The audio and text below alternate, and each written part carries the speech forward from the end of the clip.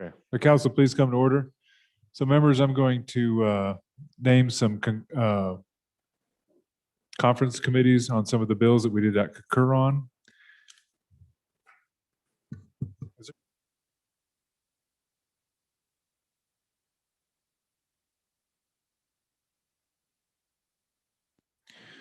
All right, members, this is on message 302, which is House Bill 49. We did not concur on it. The conference committee will be Hunt, Provenza, Simpson, Chair. Hunt, Provenza, and Simpson will be chairman. Next message will be 306. This is on House Bill 7. House Bill 7 will be Bear, Greer, chairman, and Jennings. Bear, Greer, chairman, and Jennings. Next message is 309 on House Bill 73.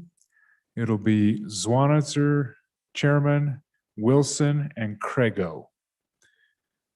Craigo, Wilson, Zwanitzer, chairman. The next bill is message 310.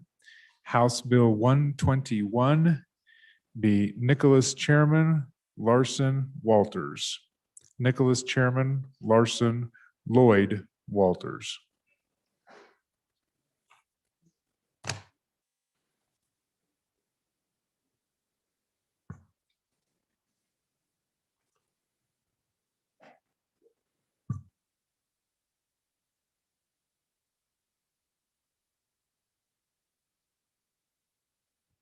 Mr. Majority Floor Leader. Mr. Speaker, I move that the House resolve itself into committee of the whole. You've heard the Majority Floor Leader's motion. All those in favor, please say aye. Those opposed, no. Representative Bear.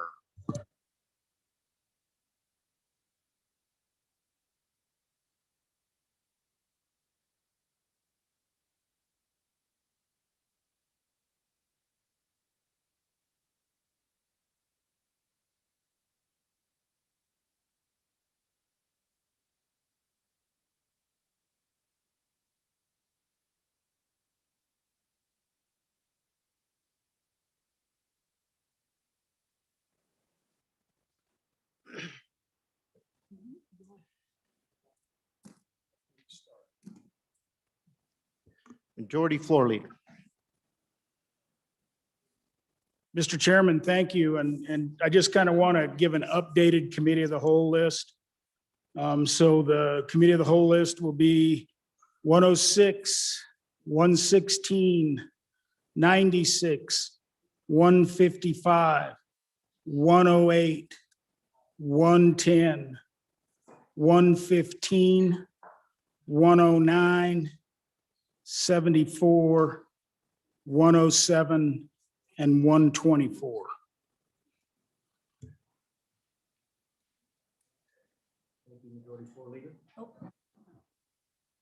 Thank you, Majority Floor Leader. The first bill for our consideration is Senate File 106. The reading clerk will read the bill. Senate File 136, sponsored by Senator Landon. Transportation Statutory Amendments 1, an act relating to highways and transportation.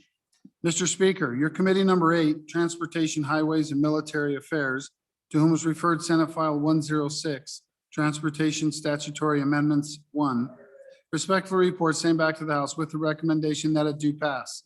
Ayes. Representatives Baker, Brown, Burkhart, Burt, Henderson, McGuire, Obermueller, O'Hearn, Stivar. Representative Burkhart, Chairman. You've heard the reading of the bill. What is your pleasure? Chairman Burkhart. Thank you, Mr. Chairman. I move that when a committee of the whole rise to report, it do so with a recommendation that Senate File 106 do pass, and I will there are no standing committee amendments, and I will handle the bill myself. So, ladies and gentlemen, 106 really is intended to bring certain portions of statute into line with each other. These are fairly concise. On page 2, you see the inclusion of a number of statutory references. And what this is it brings into statute specifically the cost and process to replace a lost, damaged license plate. And what the addition does is includes the vanity plates, hot rod plates, street rods, gold star plates, those plates, and they're just included by the statute quote, so that they're added in so that the costs are the same. The process is the same if those plates need replaced. If you go over to page 4, page 4 talks about temporary recreational vehicle permits. And what these are for is, I think some of you may have gone to shows where they try to convince you to buy the latest and greatest motorhome or whatever. Because they're driven into the state, they have to have plates on them. They're considered commercial vehicles. And this again just provides direction for the cost and purchase of those plates and how many plates may be ordered in addition to the original 2 you can get as a dealer. And that's the entire bill in a nutshell.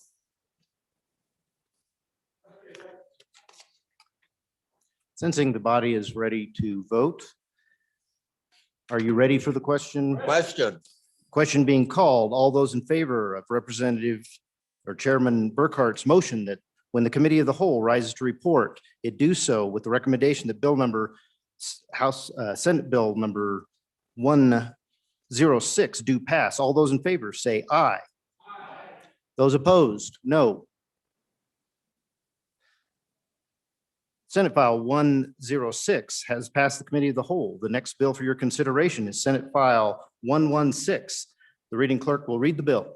Senate File 116, sponsored by Senator Ellis, Wyoming Business Council Directors, reduction, an act relating to administration of the government. Mr. Speaker, your committee number 9, Minerals, Business and Economic Development, to whom was referred Senate File 116, Wyoming Business Council Directors, reduction, respectfully report same back to the House with the recommendation that it do pass. Ayes. Representatives Bear, Burkhart, Duncan, Air, Gray, Greer, Heiner, Sherwood, Western. Representative Greer, Chairman. You've heard the reading of the bill. What is your pleasure, Chairman Greer? Thank you, Mr. Chairman. Move that when the committee of the whole rise report to do so, the recommendation that Senate File 116 do pass. Mr. Chairman, I'll turn the explanation of the bill over to the good Vice Chair of Minutes. Thank you.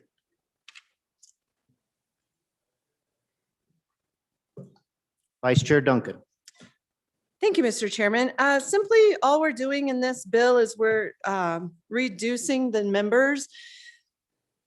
Sorry, I just rushed up from downstairs. I'm out of breath.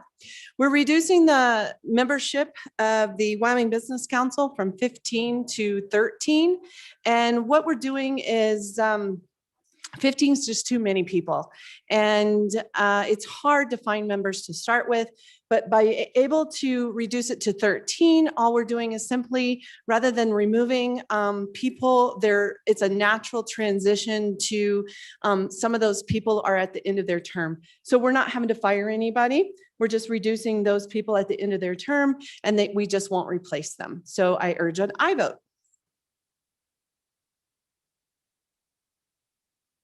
Since you're ready for the question being called, all those in favor of Chairman Greer's motion that when the committee of the whole rises to report, it do so with the recommendation that Senate File 116 do pass. All those in favor say aye.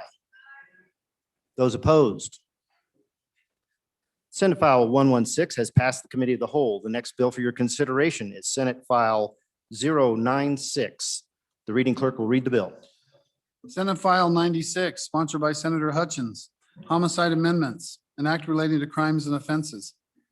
Mr. Speaker, your committee number 1 Judiciary, to whom was referred Senate File 96, homicide amendments, respectfully report same back to the House with the recommendation that it do pass with the following amendments. Ayes. Representatives Crago, Larson Dan, Oakley, Olson, Rodriguez Williams, Washit, Swanitzer. Noes. Representatives Provenza and Yen. Representative Olson, Chairman. You've heard the reading of the bill. What is your pleasure, Chairman Olson? Yeah, thank you, Mr. Chairman. I do move that when the committee of the whole rises to report, that it do so with the recommendation that Senate File 96 do pass. And I further move the adoption of the Standing Committee Amendment number 1 to Senate File 96. I'll turn over the explanation of the bill, and the Standing Committee Amendment probably comes sometime along halfway or so along through the bill. Explanation probably makes the most sense, but I'll turn both of them over to the good and our new resident prosecutor from the other side of the state. Thank you, Chairman Olsman. Representative Oakley. Thank you, Mr. Chair. So I'm presenting Senate File 96 today. This bill, what it does is create a separate offense for murder when there is either a murder or an attempted murder on a pregnant woman. And I think that's really important to understand, certainly as far as some of the criticism of the bill, I guess, or opposition. It has to be attached and come through that action of purposely trying to kill that woman. I want to take a little privilege here, I guess, and explain a personal connection to the bill. I think a lot of this body may know, some may not, but a good former representative from here in this body, she had a daughter murdered by her husband in 2009. She was pregnant at the time. She also had about a 4 or 5 year old son. And that boy is currently being raised and adopted by a good colleague down the hall. And my connection to it is that murdered woman was my best childhood friend. So grew up together with her. We had a lot of fun riding our horses everywhere we could, and which was a surprising amount in a small little town in southwestern Wyoming. So that's part of the reason that I'm presenting this bill. I certainly support it legally as well. So in general support of the bill, I'd like to say also something important to understand, having dealt with and studied domestic violence and been around it for well over a decade now. There is a known phenomenon that violence against pregnant women is significantly higher. For whatever reason, hence being a phenomenon, I guess, but it increases when a woman is pregnant. And in fact, the #1 cause of death for pregnant women is homicide. Despite all the other physical things that a woman goes through when pregnant, that is the #1 cause of death for pregnant women. So onto the bill. So 61104 is the definition section. And what this does is add unborn child and child in utero to this because they're used in the statute. Unborn child means a child in utero, and a child in utero is a member of the species Homo sapiens at any state of development who was carried in the womb. My understanding is this was taken from federal law. On page 2, lines 10 and 11, I think something important again for some people to, if there's some consternation, this applies to Title VI, and these statutes in defining those are for Title VI, which is the criminal code. So moving on then, so what it does, it would add a separate charge of either murder in the first degree or murder in the second degree. Adding murder in the first degree, page 2, lines 15 and 16. So a person is guilty of murder in the first degree of an unborn child if, and then this is what I was referring to earlier, the person kills or attempts to kill a human being under any of the circumstances specified in subsection A. Subsection A is that provision of murder in the first degree that says that they purposely and with premeditated malice attempted or killed a human being. So that it is attached to that act happens first, and then this provides a separate penalty for the murder of the unborn child. So the same thing in 62104. Page 3, lines 13 and 14. Again, it goes through it.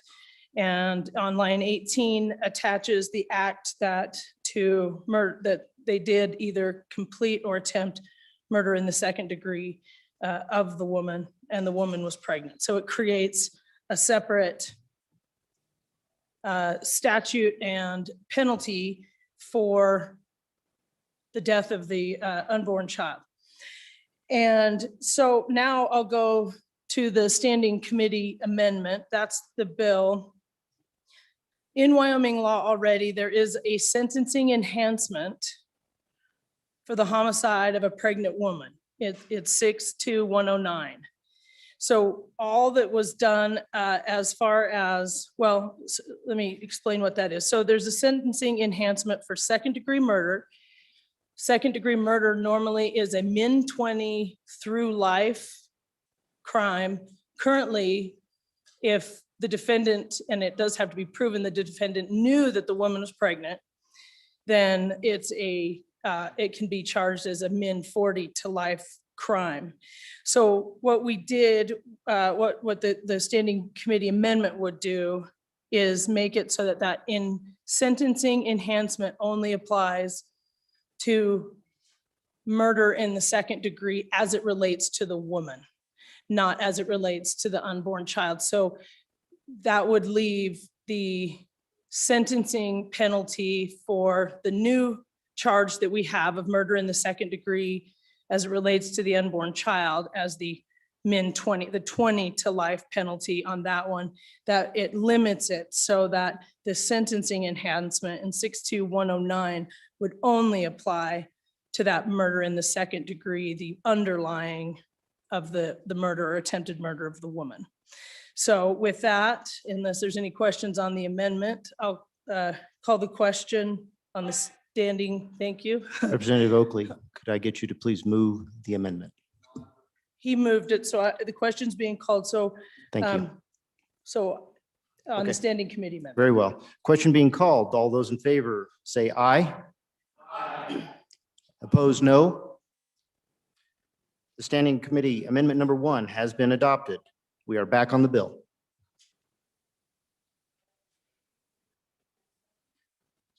Is there any discussion on the bill? Question being called. All those in favor of Chairman Olson's motion that when the committee of the whole rises to report, it do so to recommend it in the recommendation that bill number 96 do pass. All those in favor say aye. Those opposed? No. Senate File 96 has passed the committee of the whole. The next bill for consideration is Senate File 155. The reading clerk will read the bill. Senate File 155, limiting firearm seizure and sponsored by Senator Driscoll, limiting firearm seizure and regulation during emergencies, an act relating to Homeland Security. Mr. Speaker, your committee number 1 judiciary, to whom was referred Senate File 155 engrossed, limiting firearm seizure and regulation during emergencies, respectively reports same back to the House with the recommendation that it do pass. Ayes. Representatives Crago, Larson Dan, Oakley, Olson, Rodriguez Williams, Washit, Swanitzer. Noes, Representative Yen. Excused, Representative Provenza. Representative Olson, Chairman. You've heard the reading of the bill. What is your pleasure, Chairman Olson? I move that when the committee of the whole rises to report that it do so with the recommendation that Senate File 155 do pass.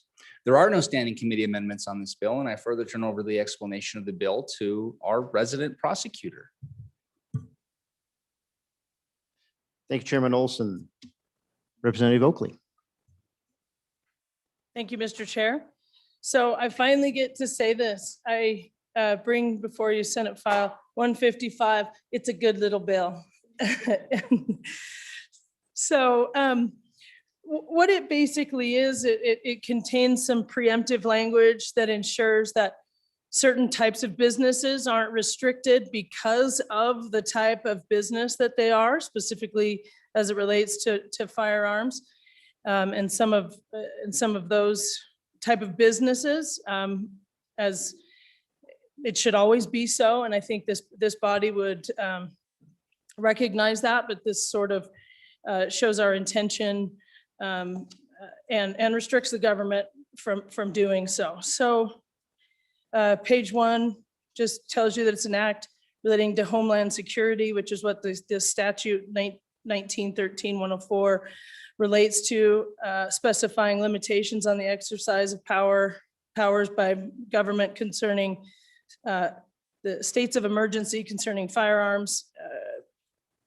Yes, so page 2. Basically, again, it starts out saying nothing in this chapter gives power to a governmental unit within the state to, on lines 11 through 13. This is already, of course, in law, but impose additional restrictions as to the lawful possession. We've added permitting, transfer sale of lines 15 firearms. There's the addition of or other personal weapons. That's again added in line 17. Then the bottom of page 2, lines 20 through 23 and continuing on.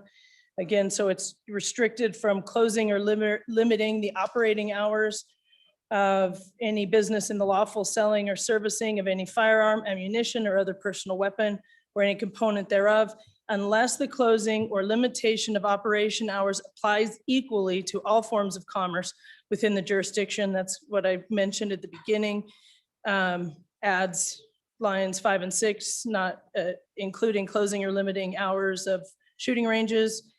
8 through 11, restricted from placing restrictions or quantity limitations on any entity regarding the lawful sale or servicing of any firearm, ammunition, or personal weapon. And lines 13 through 16 deal with suspending or revoking a concealed carry permit. I believe that we do have a kind of a clerical cleanup. It references Wyoming statute 68401, and the concealed carry is 68104. So we do need to make a cleanup or a amendment on that. But with that, that is the good little bill, ladies and gentlemen, and I'll stand for questions. Chairman Olson. Is there a question on the bill? Well, yeah, Mr. Chairman, I'd actually like to move the committee of the whole amendment, if you don't mind. Go ahead, Chairman Olson. All right, thank you. I'd like to move committee of the whole amendment number 1 to House Bill 155. This amendment, there was some reference to it in the introduction, and this is it's pretty much a technical correction. And I'm not gonna use this opportunity to speak on this technical correction as my first for my second, but this is a good little bill, a good little amendment. I would imagine what we're doing here is changing just a Scrivener error on the statutory reference being 6-8-401 to 6-8-104. I don't know the statutes in South Dakota to heart, but I would imagine that they contain a 6-8-401 as well. If we don't pass this technical amendment, the result would honestly, we'd be kicking the can down to the body in the other chamber to deal with this technical amendment. And I don't know about you, but I didn't come here to let technical issues like this typographical error pass through down to the other chamber. The folks at home, back home, they sent me here so that I could make sure that there weren't these types of, technical errors in our bills. So that'd be a yes, no, instead of an aye. Actually, an aye vote on the amendment would probably be just fine for our constituents back home. Mr. Chairman, I take any questions. Thank you. Any questions on the amendment? Question being called. We're on committee of the whole amendment number 1. All those in favor of committee of the whole amendment number 1, say aye. Opposed, no. The amendment has been adopted. We are back on the bill. Question being called. All those in favor of Chairman Olson's motion that when the committee of the whole rises to report, it do so with the recommendation that bill number 155 do pass. All those in favor say aye. Opposed, no. Senate File 115 has passed the committee of the whole. The next bill for your consideration is Senate File 108. The reading clerk will read the bill. Senate File 108, sponsored by Senator Cooper, Career and Technical Education Terminology, an act relating to education.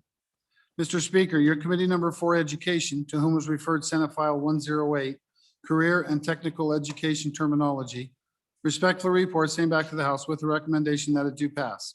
Ayes, Representatives Andrew, Brown, Connolly, Harshman, Nyman, Newsom, Obermueller, Paxton, Summers. Representative Paxton, Chairman. You heard the reading of the bill. What is your pleasure? Chairman Paxton.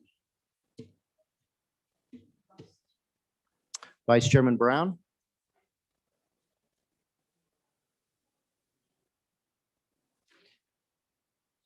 Thank you, Mr. Chairman. Sorry about that. I move that when the committee of the whole rises to report it, do so with a favorable recommendation and that House Bill 10 or Senate File 108 do pass. And for the explanation of the bill, I will turn it over to the good representative from House District 1.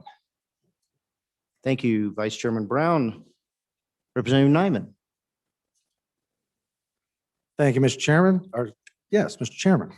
I bring you Senate File 108. This is a very straightforward change. What this is just changing some language to conform with the current federal language. I'll give you a little background here on where we're at and why we're doing this.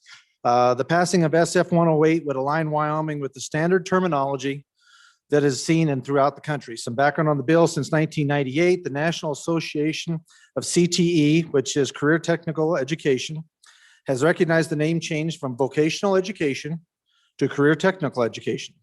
In 2006, Congress changed the terminology in the federal laws. For many years, even decades, this has been the standard verbiage, and there are key differences in CTE that separate it from vocational education. They are broader course offering, including courses in business, computer sciences, STEM, and emerging technologies like drones. Higher expectations within dual credit offerings, industry recognized credentials, partnerships with business and industry, and integration of core content. Alignment to high skill, high demand, and high wage local careers. Wyoming CTE aims to support the state's needs to create and prepare the skilled workforce for both our infrastructure and our emerging job markets and sectors on the horizon. This terminology change would help the CTE community and our businesses partners move from the years of vocational education to the modern era of career technical education. So if you will look with me through the bill, if you can look through all the way through, what it does is it change anywhere where it is said vocational education to career and technical. And that is it. That is a very simple, straightforward. They're just changing the wording. So with that, Mr. Speaker. Thank you, Representative Nyman. Is there any discussion on the bill? Question being called. All those in favor of Vice Chairman Brown's motion that when the committee of the whole rises to report, it do so with the recommendation that bill number 108 do pass. All those in favor say aye. Those opposed, no. Senate File 108 has passed the committee of the whole. The next bill for your consideration is Senate File 110. The reading clerk will read the bill. Senate File 110, sponsored by Senator Nethercott, Small Claims Procedures, an act relating to small claims procedures. Mr. Speaker, your committee number 1, Judiciary, to whom is referred Senate File 110 engrossed, Small Claims Procedures, respectfully report same back to the House with the recommendation that it do pass. Ayes, Representatives Crago, Larson Dan, Oakley, Olson, Provenza, Washit, Yen, Swanitzer. Excused, Representative Rodriguez Williams. Representative Olson, Chairman. You've heard the reading of the bill. What is your pleasure, Chairman Olson? Yeah, thank you, Mr. Chairman. And you're doing a good job, by the way, Mr. Chairman. Really appreciate it.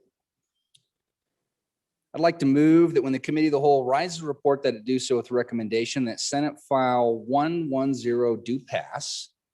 There are no standing committee amendments, and I will just take the explanation of the bill if you don't mind, Mr. Chairman. Proceed, Chairman Olson. Thank you. Okay, this is small claims procedures. What this bill does is address claims under $6,000. And it addresses really two areas of law that kind of they've become little buggers in law. One is where I bring the case and the other is how I serve notice on my case. And so if I've got a small claims court issue and I've got that small claim may arise over in Teton County, for example, and my claim is against somebody who lives in Laramie County, I have to serve them in Laramie County because that's where they are. But under the current law, I have to wait until they show up in Teton County for me to even serve them on my small claim, which is less than $6,000. So all this bill does is allow for statewide service. So if you reside in the state of Wyoming and you committed some type of civil wrong under $6,000 and I bring an action against you in a circuit court, small claims court, I can serve you anywhere in the state of Wyoming. That's the number one thing it does. Number two thing deals with venue. You'll see that on page 2, top of the bill, lines 1 through 3, subsection B. Actions for small claims procedures under the statutes that are small claim statutes may be brought in the county where the cause of action or some part arose. So kind of similar action. Interesting issue is that same scenario, issue shows up. I'm in Teton County. There's some type of action that results in my small claims action. Can I bring the action in Teton County or do I have to bring it where the guy lives in Laramie under existing law? I can't bring it in the county where it was brought, but we're going to clarify that you can in fact bring it in the county where the wrong was committed. So those are the two cleanups. And then there's just one more thing this bill does. Since we're in there dealing with these small claim statutes, it seemed like a good idea to change the period of time that you have before a hearing occurs. It used to be 12 days. We're going to bring that out to 20 days. And all that's doing is giving the court just a little more time to take care of these issues. So nice little bill that's really going to impact, honestly, it's going to have some serious impact. Even though I'm saying these are small claims, they're going to have some serious impacts on some of your local constituents. So this is a good little bill that definitely deals with some hometown issues that I think your constituents can certainly appreciate. So I'd urge I vote on this bill. Thank you, Chairman Olson. Is there any discussion on the bill? Any discussion on the bill? Are you ready for the question? Question being called. All those in favor of Chairman Olson's motion that when the committee of the whole rises to report, it do so with recommendation that bill number 110 do pass. All those in favor say aye. And opposed, no. Senate File 110 has passed the committee of the whole. The next bill for consideration, Senate File 115. The reading clerk will read the bill. Senate File 115, sponsored by Senator Cost. Education, pupil teacher contact time, an act relating to education. Mr. Speaker, your committee number 4 education, to whom is referred Senate File 115 engrossed, education, public teacher contact time, respectful report, same back to the House with the recommendation that it do pass. Ayes. Representatives Andrew, Brown, Connolly, Harshman, Nyman, Newsom, Obermueller, Paxton, Summers. Representative Paxton, Chairman. You've heard the reading of the bill. What is your pleasure, Vice Chair Brown? Thank you, Mr. Chairman. I move that when the committee of the whole rises to report, it do so with a favorable recommendation that Senate File 115 do pass. And I further turn over the explanation to the good cattleman from House District 20. Majority Floor Leader Summers. Mr. Chairman, thank you. And Mr. Chairman, fellow members, I bring you Senate File 115 and ask for your favorable consideration. So for many years, we've lived in a brick and mortar philosophy on education. We have been told we will go to school for 175 days a year and we will make sure we have 900 hours of elementary instructional seat time, 1,050 hours of middle school seat time, and 1,100 hours of high school contact time. Along came virtual school and confused things because how do we make sure the students are sitting in the seat for the required time? Then the pandemic hit and all schools were forced into creating schedules never tried before, but districts were under the emergency rules and under emergency rules that allowed them to get approved schedules. So different than ever before and kind of different than the ordinary contact time. At the same time, we want our students to improve and results on tests and in the classroom. It is realized that schedules need to change to meet the needs of our students.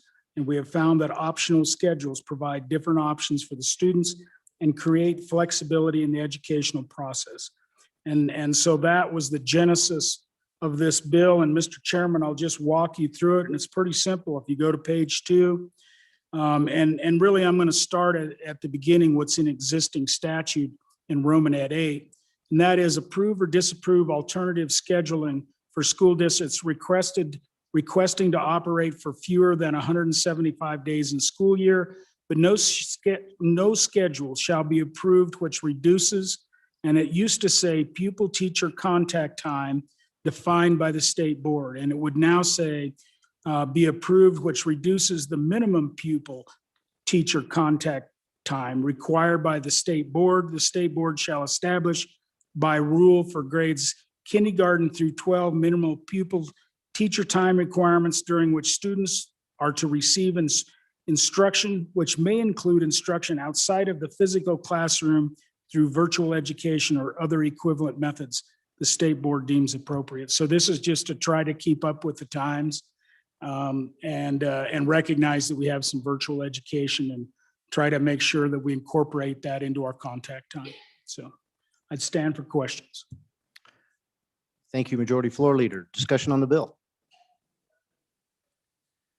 Question being called. All those in favor of Vice Chair Brown's motion that when the Committee of the Whole rises to report, it do so with a recommendation that Bill number 115 do pass. All those in favor say aye.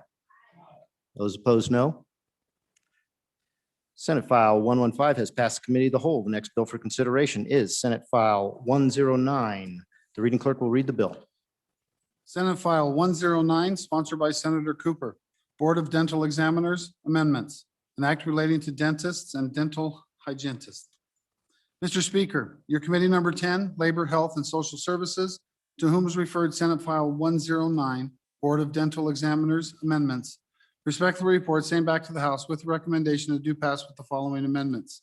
Ayes, Representatives Clifford, Connolly, Flitner, Hallinan, Ottman, Romero Martinez, Stivar, Worf, Wilson. Representative Wilson, Chairman. You've heard the reading of the bill. What is your pleasure, Chairman Wilson? Thank you, Mr. Chairman. I move that when this Committee of the Whole rises to report, it do so with the recommendation that Senate File 109 do pass. I further move the Standing Committee amendment. And Mr. Chairman, if it's your pleasure, I'll just run that right now. Simple, a little amendment on page 2. Do we have an amendment?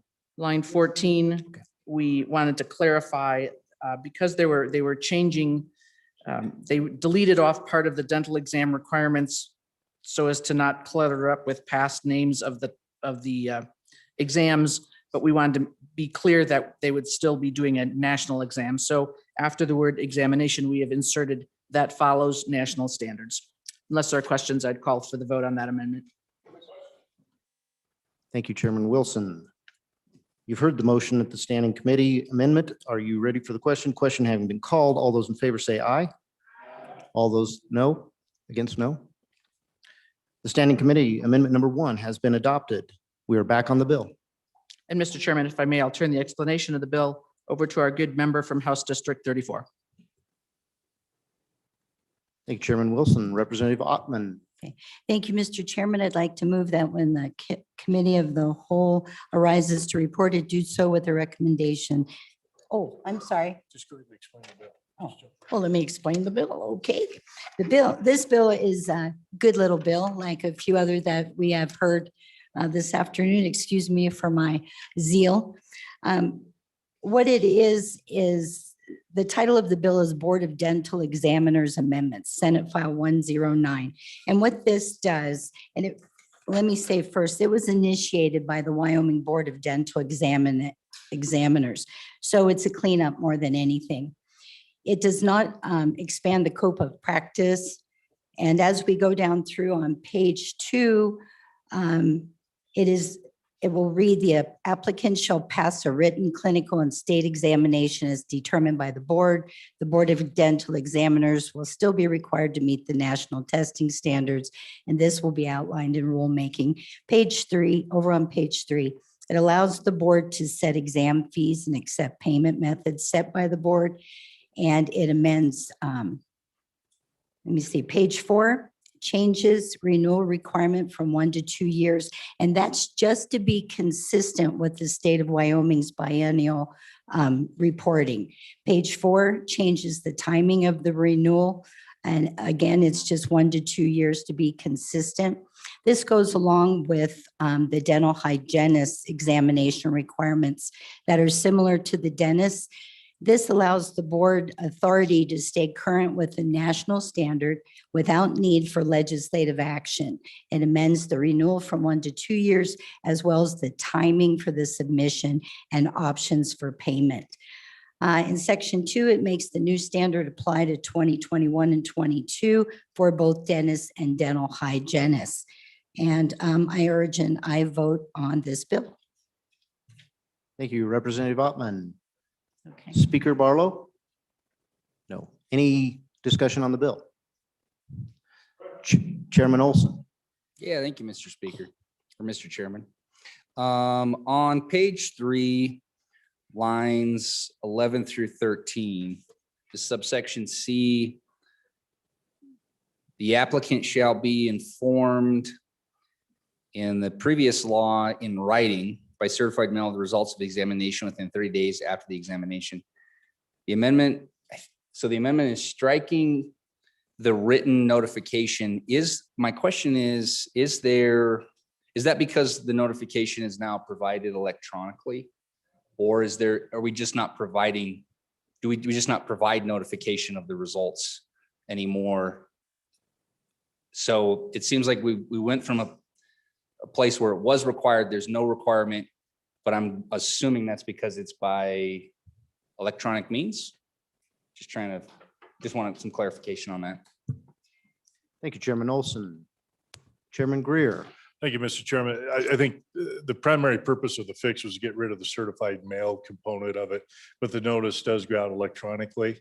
And typically, you also get a phone call that you pass that as well. But the notice is still required within 30 days. And the primary purpose of that was just to clean up the certified mail, as we've done with a lot of different things in our acts here this year in particular. Thank you. Thank you, Chairman Greer. Is there any further discussion on the bill? Sensing you're ready for the question being called, all those in favor of Chairman Wilson's motion that when the committee of the whole rises to report, to do so with the recommendation that bill number 109 do pass. All those in favor say aye. Opposed, no. Senate File 109 has passed the committee of the whole. The next bill for consideration is Senate File 74. The reading clerk will read the bill. Senate File 74, sponsored by Senator Landon. Athletic trainer revisions, an act relating to athletic trainers. Mr. Speaker, your committee number 7, corporations, elections, and political subdivisions, to whom was referred Senate File 74, athletic trainer revisions. Respectful report same back to the House with the recommendation that it do pass. Ayes, Representatives Clausen, Clifford, Duncan, Air, Hunt, McGuire, Roscoe, Zwanitzer. Noes, Representative Blackburn. Representative Zwanitzer, Chairman. You've heard the reading of the bill. What is your pleasure, Chairman Zwanitzer? Thank you, Mr. Chairman. I move in the committee of the whole rise to report to do so the recommendation that Senate File 33 do pass. And there is is it Senate File 33 I'm on, Mr. Chairman? 74. Senate File 74. That's exactly what I meant. Senate File 74, athletic trainer revisions. And I would turn over, I do not believe there's a standing committee amendment, would turn it over to the good legislator in the middle of the state. Thank you, Chairman Zwanitzer. Representative Washington. Thank you, Mr. Chairman. I bring you today Senate File 74, a bill that was very popular on the other end of the building. It's a scope of practice bill, and sometimes that gets a little scary, right? We go, oh no, we're expanding scope of practice. But this one, fairly simple, clean cut, and I believe not very controversial. What we're doing here is we're looking at our athletic trainers. And those of you who went through high school, remember the athletic trainers, the ones that taped you up and wraps your knees and put ice bags on your shoulders and those sorts of things. These are our athletic trainers. And what we're doing in this bill is we're expanding the definition of athletes and athletic injury. And the bill also directs the board of athletic trainers to develop rules so that our athletic trainers can work virtually in telehealth environments and also perhaps fulfill greater job functions during times of a state of emergency.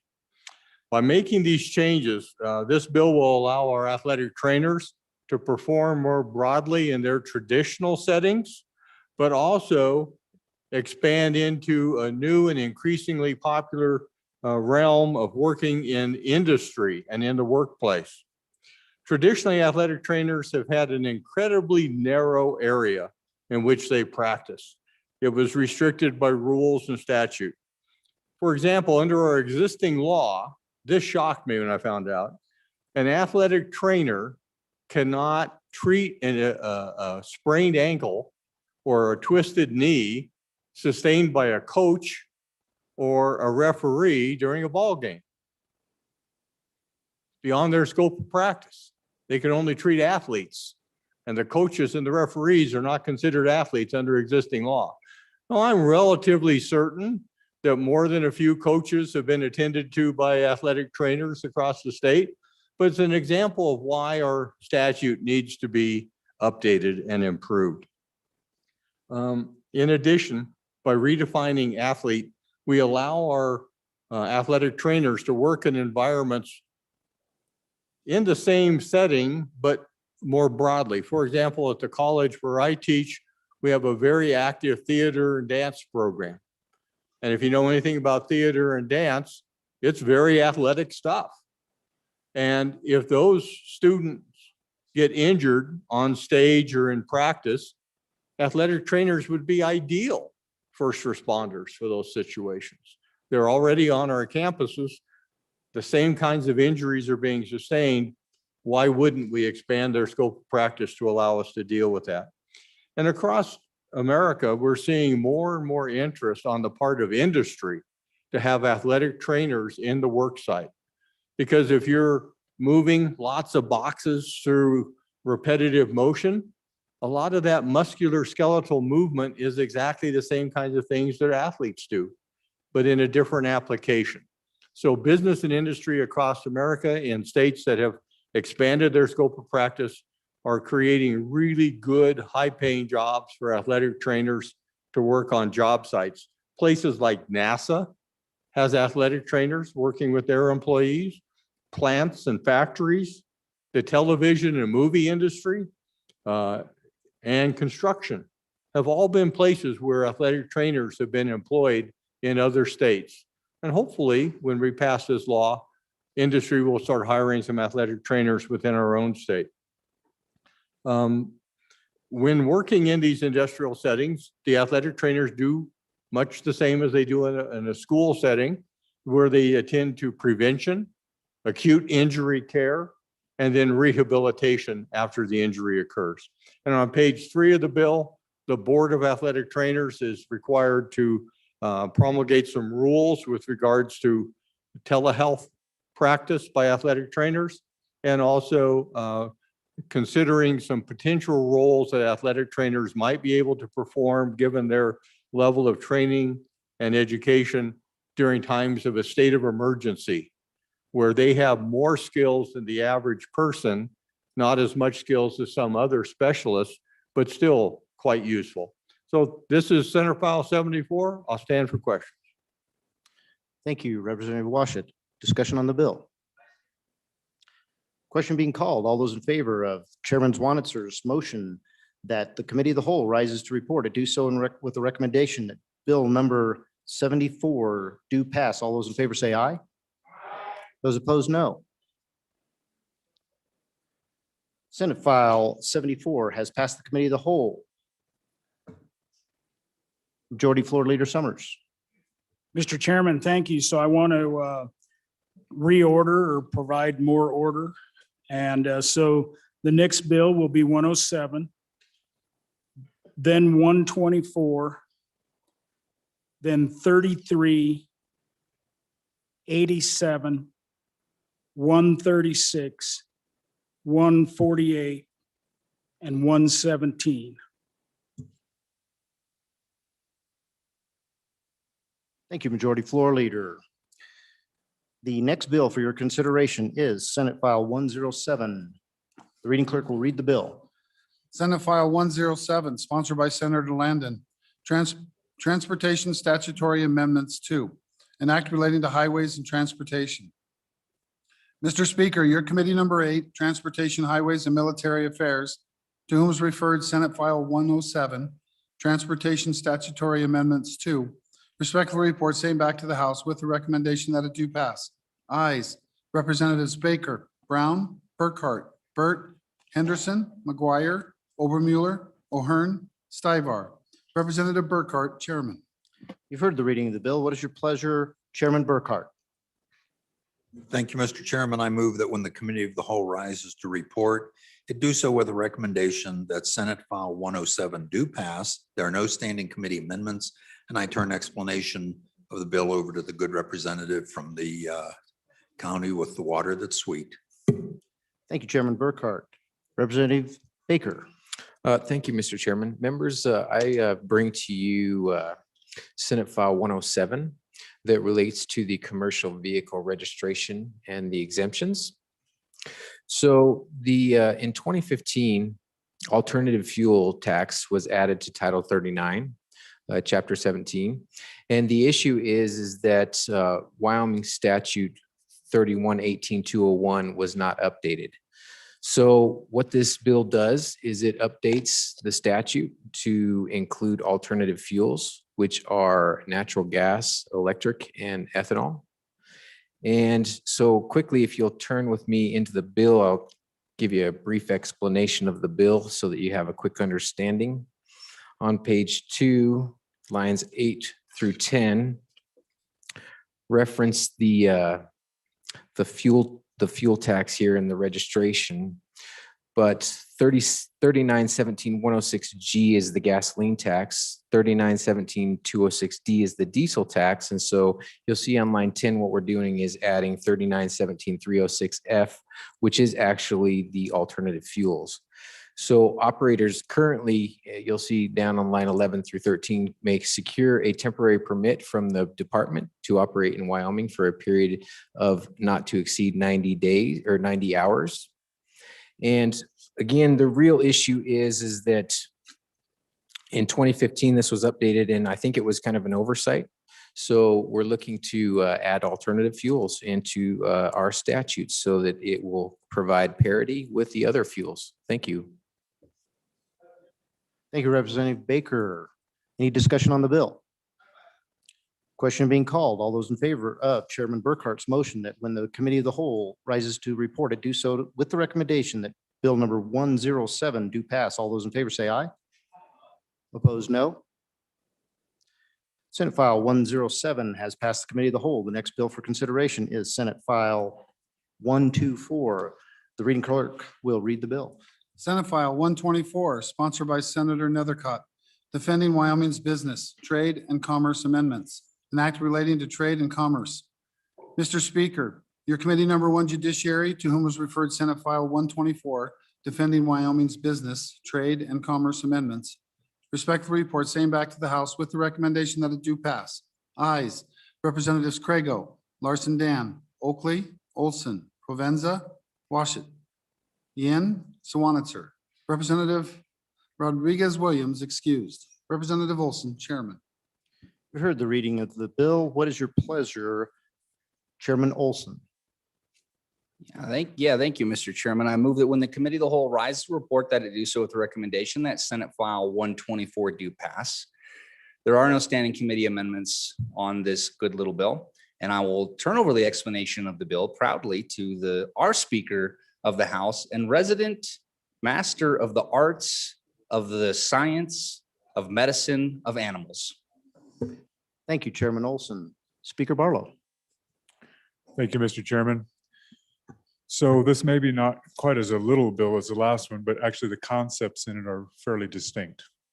And Mr. Chairman, what this bill does is it gives the chief law enforcement officer of our state, the Attorney General's office, authority to look into antitrust type activities that a company or companies or multiple companies may be engaging in that impacts either consumers or industries or individuals in the state of Wyoming businesses.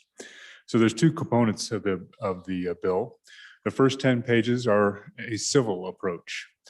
And there's fines up to $50,000. There's investigatory powers, subpoena powers, et cetera. And I guess, and then the last part of the bill brings in a criminal component as well. So as a little background, a year ago, a lot of things were changing.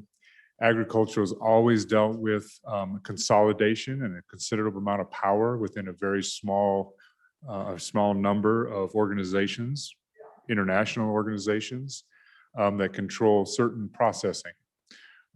Meat happens to be one.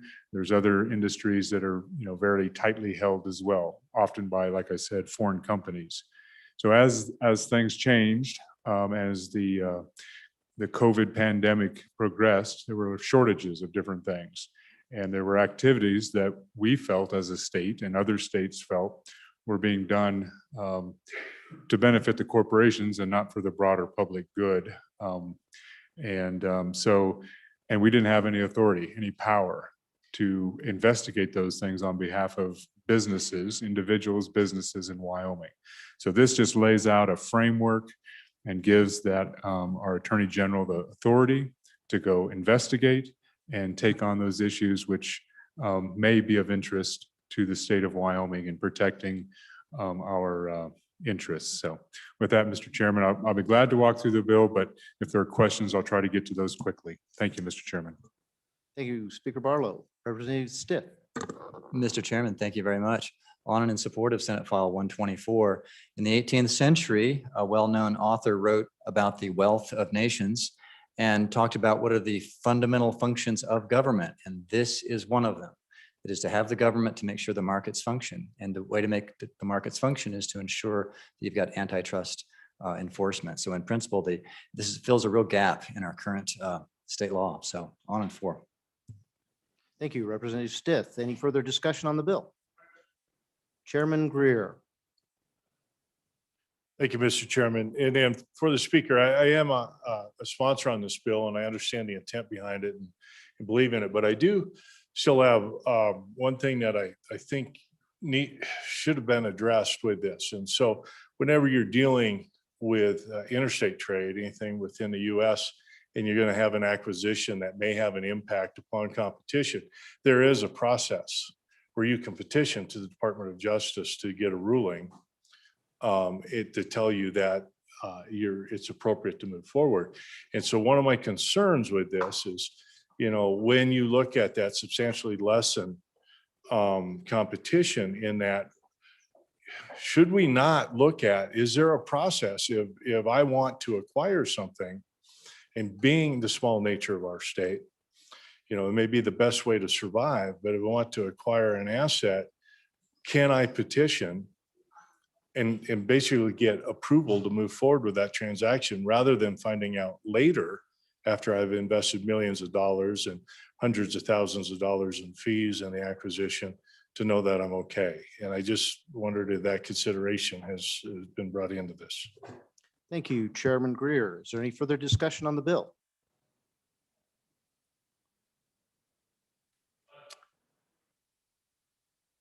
Speaker Barlow. Thank you, Mr. Chairman.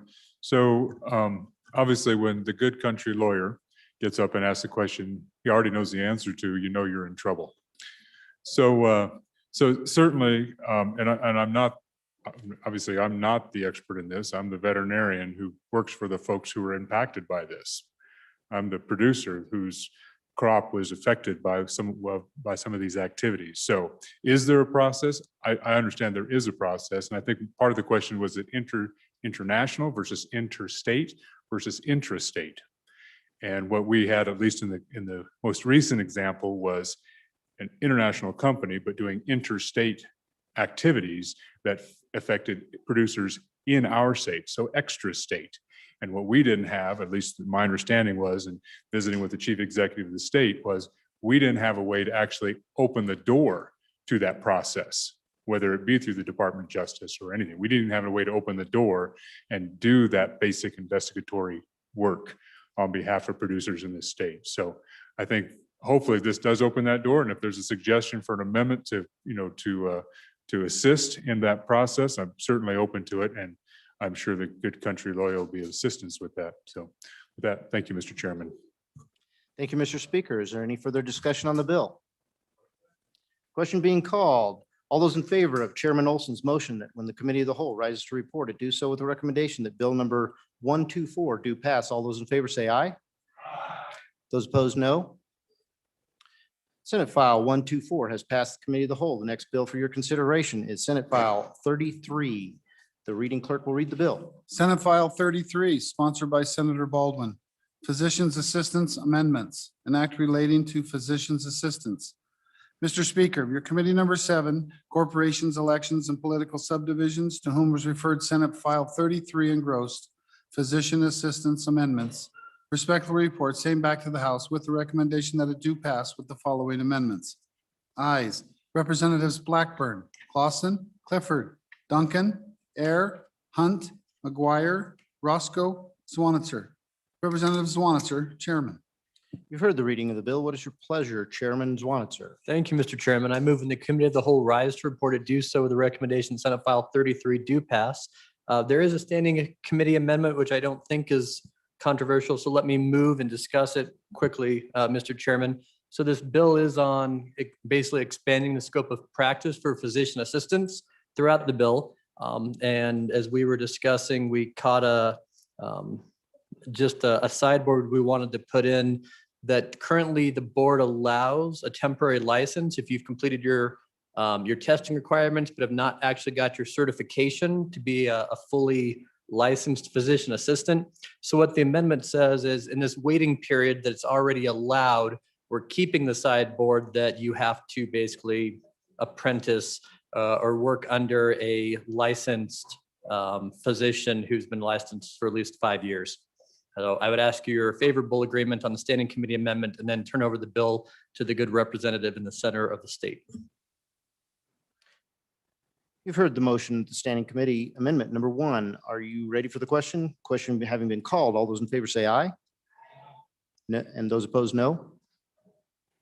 Standing committee amendment number 1 has been adopted. We are back on the bill. Representative Sweeney. Thank you, Mr. Chairman. So, ladies and gentlemen, what we're trying to do here with Senate File 33 is try to modernize the way in which PAs are currently being treated and really what their scope of practice currently is and should be, as is across the country. So the proposed changes intend to maintain collaborative relationships with physicians, colleagues, while continuing to serve patients in Wyoming with high quality care. The proposed changes intend to remove licensing requirements which currently require practicing with a supervising physician or a group of physicians. The proposed changes intend to continue providing vital access for healthcare in Wyoming in both the primary care and specialty settings, but have no intention to actually change the overall physician assistant scope of practice. The proposed changes intend to improve ease of hiring PAs in Wyoming. And in Wyoming, I know my doctor, for the most part, I see the PA to prescribe the medication and all of that. And when these rules were put into effect 50 some years ago, things were different. And today our PAs are more specialized in their care.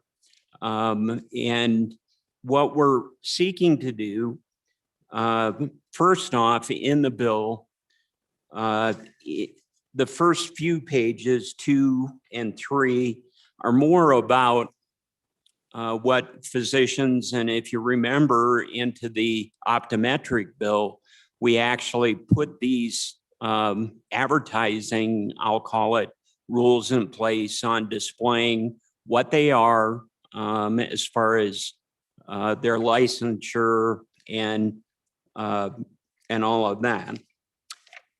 Page 3, going to page 3 is definitions. And I'll draw your attention to the simple changes that you would have thought were already there, but line 11, page 4, is we're adding simply PA, and then on line 13, physician assistant. And you'd think, well, that's probably already described, but actually a good person from down the hall that's actually a practicing PA, his license or his shingle on his diploma actually whites out and just says practicing, and really doesn't talk about medicine, and which comes later. But this better describes and adds to the definitions, the titles.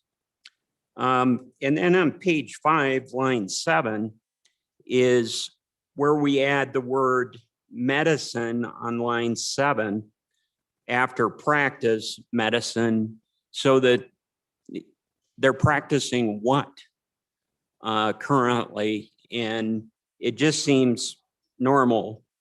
The meat of the bill is on page 5, starting on line 16. And so what we're trying to do is currently they have to actually practice under a supervising physician. So in our rural communities where those physicians that are supervising, and keep in mind that the PA's got to have, he or she's got to have their own insurance, malpractice insurance, and all of that. But some of these supervising physicians may only actually go to that clinic maybe a couple of times a week or a couple of times a month.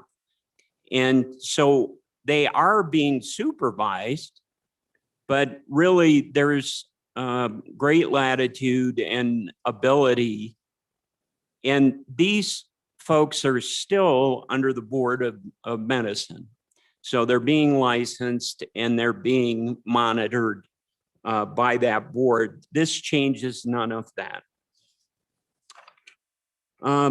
On page 6, starting at the top of the page, you notice that there's quite a bit of stricken language, and that's mostly about the licensed physician that's supervising. And then we add the new language starting on line 7 with collaborate with or refer to the appropriate member of the healthcare team as indicated by the condition of the patient and the education, experience, and competency of the physician assistant and current standard of care. The degree of collaboration shall be determined at the practice level, which may include decisions made by the employer, group, hospital service, or credentialing and privileging system. So today's physician's assistants work as a team. And that's what we're driving home here is it's a total team. Thank you for that. So, and then there's language on page 7 as far as their board and as appointments. And line 9 is about the prescribing. They're already prescribing drugs and prescription drugs. And this better defines what they can and can't do. And with that, we're simply trying to modernize. And on their education, most of these are professionals that were already in the business of medicine that are moving up. And yes, they do have to have, in order to get their certifications, 13 months of clinical rotation, hands-on experience in different, whether it's emergency, family medicine, geriatrics. They go through a whole different line of specialties. So with that, Thank you, Representative Sweeney. Representative Heiner. Thank you, Mr. Chairman. Just a couple of questions for the bringer. For a doctor or physician, they go through 4 years of postgraduate education, whereas with a PA, I believe it's only 2 years. So equivalence to a master's degree. And then a doctor goes through a residency program, whereas I'm not sure what kind of a residency a PA has to go through. So would it be possible with this bill as proposed that a PA could go through 2 years of postgraduate education and then hang out his shingle on Main Street without any experience and be able to practice medicine without any experience or supervision? Thank you, Representative Heiner. Speaker Barlow. Thank you, Mr. Chairman. So folks, we can get into all the different kinds of educational qualifications. The bottom line is physician assistants are already licensed under the medicine board. They're already under the medicine board Article 5. So there's already a prescribed educational requirements and continuing education requirements, et cetera. The second thing is their scope of practices limits what they can do. They're either specialists in sports medicine or they're specialists in certain things. So it's not like when you get a physician's license, an MD, a DO, et cetera, you can do anything in the human, on the human body. Now, hopefully you're qualified to do it too, because I'd respectfully argue there's some doctors I don't want doing surgery on me, because what have they been doing for the last 20 years? They've been doing something else. So I think most professionals know to stay in their train, stay in their lane, stay where they are qualified to do it. The liabilities are too high. So with this, there's no question there's differences in education. But I'd respectfully say that the Board of Medicine is the oversight board for these folks. They can and do prescribe the limitations based on whatever the training is. And you can look at the scope of practice has to do with their experience and their training. And then there's self-regulation, and then there's board regulation, both. So, I mean, we can get into the weeds about how many years and how many hours and all this stuff.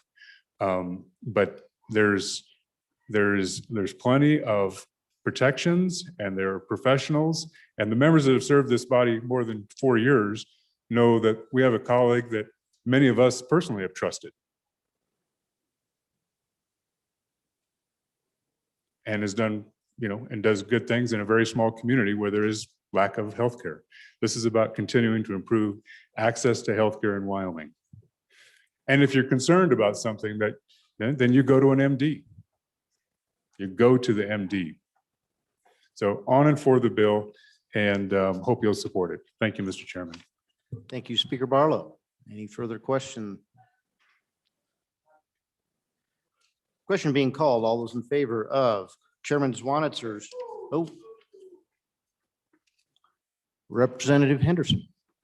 Thank you, Mr. Chairman. I could ask this on the next reading. I just saw the words privileging systems. Wondered what that was real quick. You can wait till the second reading if you want. Thank you, Representative Henderson. Representative Sweeney.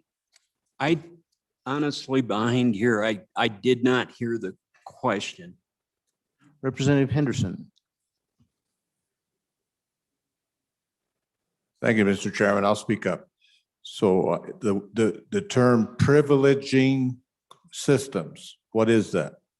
Please, thanks.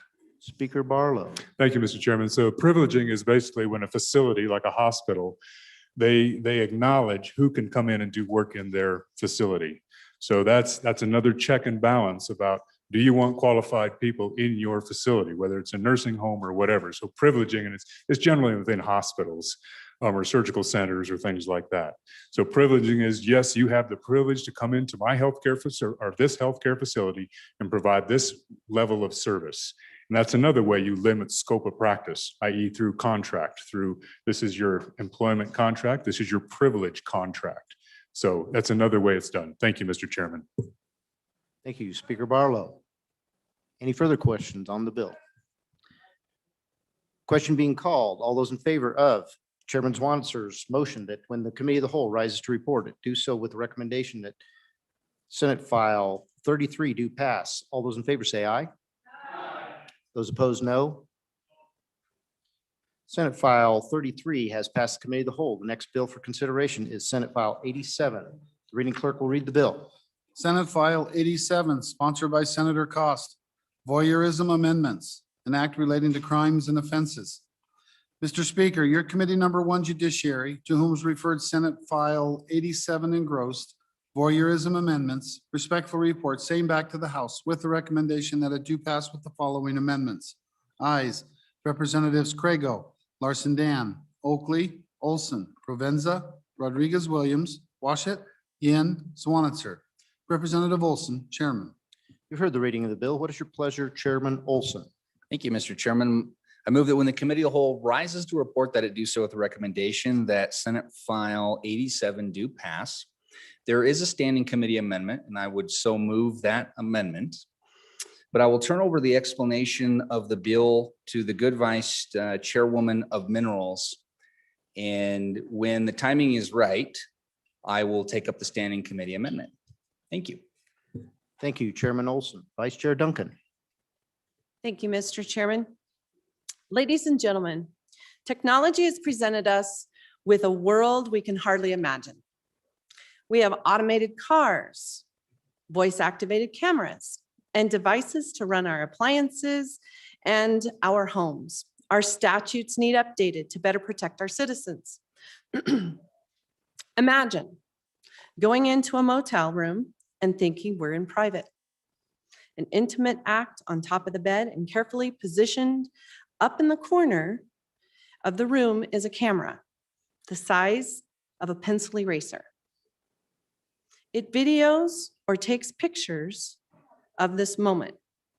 I ask you, is this voyeurism? I think it would probably be yes. What if you were under the sheets? Is this voyeurism? Our current statutes might cover it now. Imagine you're at work and every noon hour over your lunch break, you change into your running clothes in the bathroom. After your workout, you return to the bathroom to freshen up and change back into your work clothes. You feel confident and safe in the privacy of your work restroom because there are no stalls. It's just a small open room. One day you happen to drop your keys onto the floor. You reach down and you notice there's a camera underneath the sink, perfectly placed spot. You quickly grab it, dress, and panically run outside and let your boss know about the seriousness of the situation. When the police come and check things out, they realize there are more than 100,000 hours of video and still photographs of you and 3 of your additional coworkers. The person who created this crime was 50 years old. The point of me mentioning this is because this isn't a potential story of a young person getting brave. These are crimes led, those involve into actions and other actions later. And it is time to make sure that we stop this. And imagine this as a person recording a phone call of any type without your permission right now gets a larger fine than the person who committed this crime. This is just one example of many cases happening around the state. Again, I ask you, is this voyeurism? This bill comes to us due to a loophole in our statutes and is necessary of tightening up the definition as well as the penalties on those convicted. Walking through the bill, it simply is starting on page 2, line 14. We've added the word bedroom. And this is an area we should feel confident and secure that we're in private. Line 16 through 18 adds verbiage to further protections under clothing. This would be like a fitting room, bathrooms, where the person should feel reasonably that they are in private. Page 3, section A adds the recording of an intimate areas, because as technology increases, this would also cover things like digital versus video. Sorry, sounded like.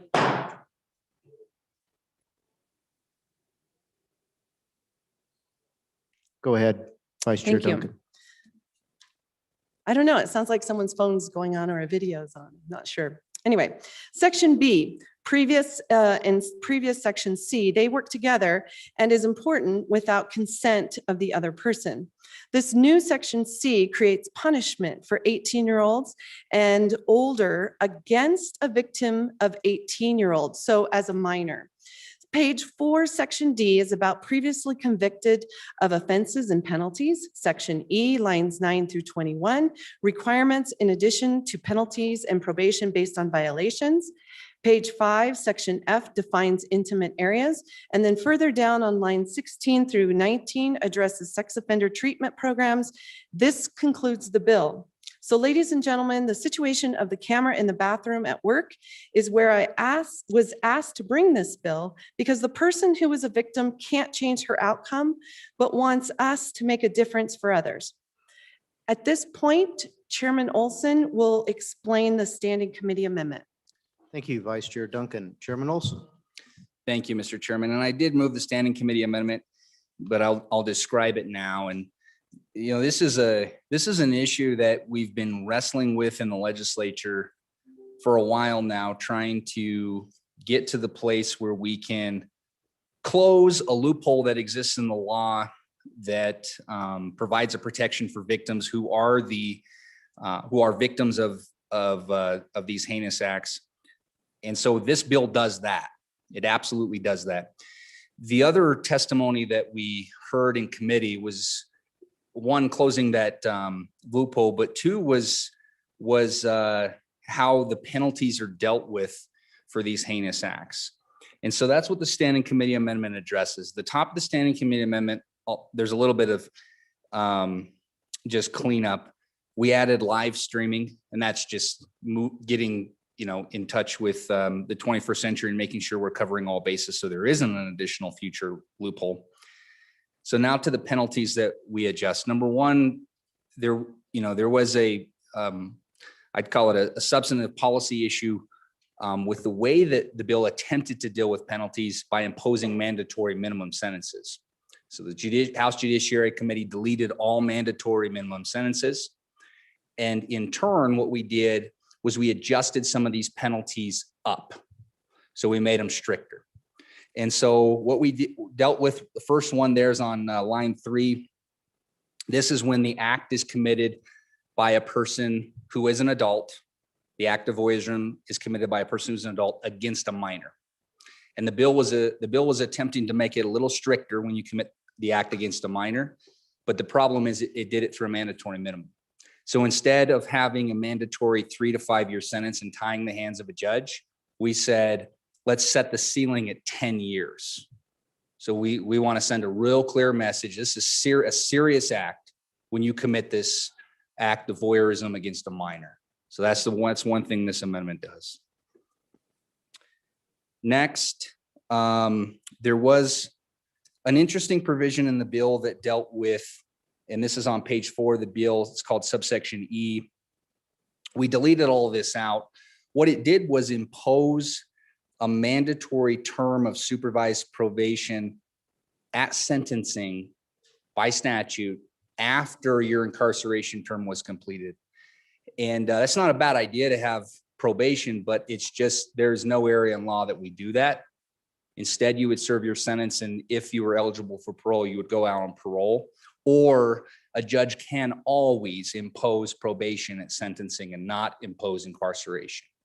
So it was a unique idea to try to impose probation at sentencing, and that's complicated. So we took that out.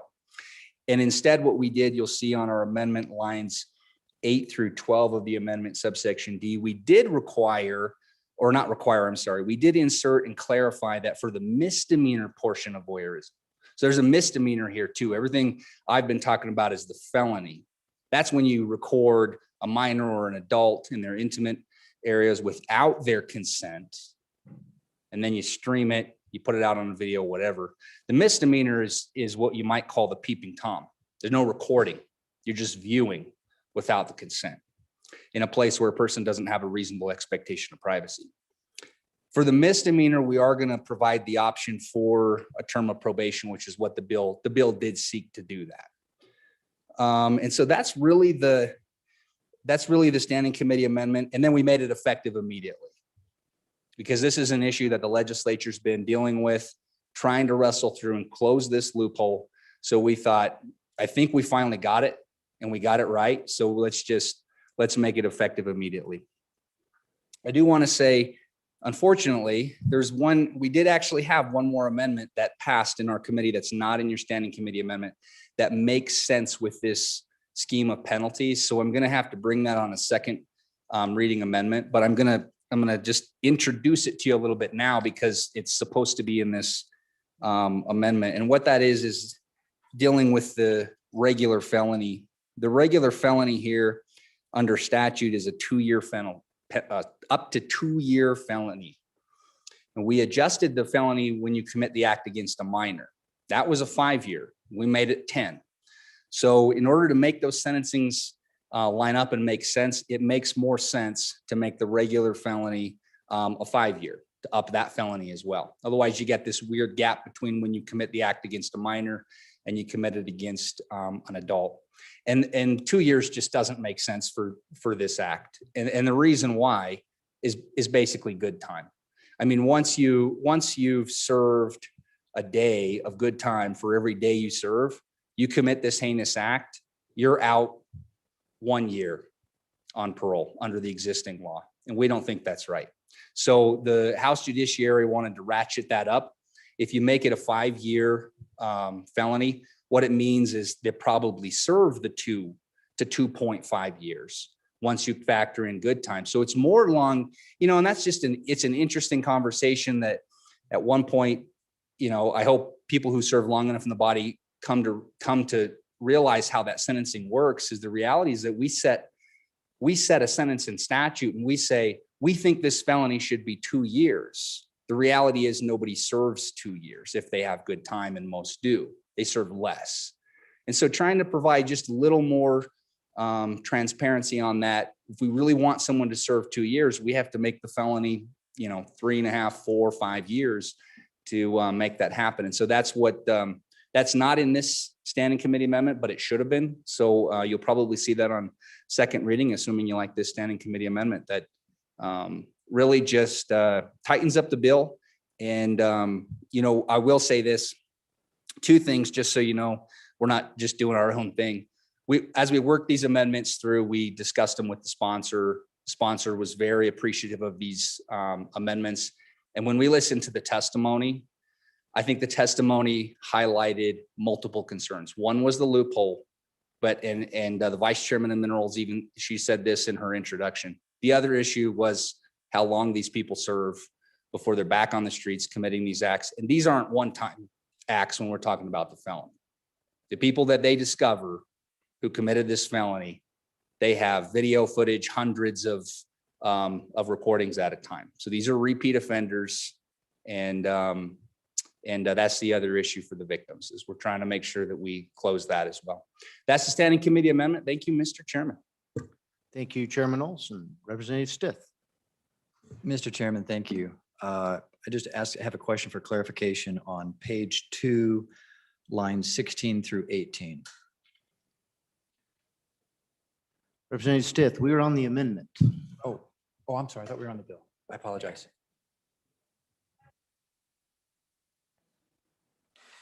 Questioning having been called, all those in favor of Standing Committee Amendment number 1 to Senate File 87, say aye.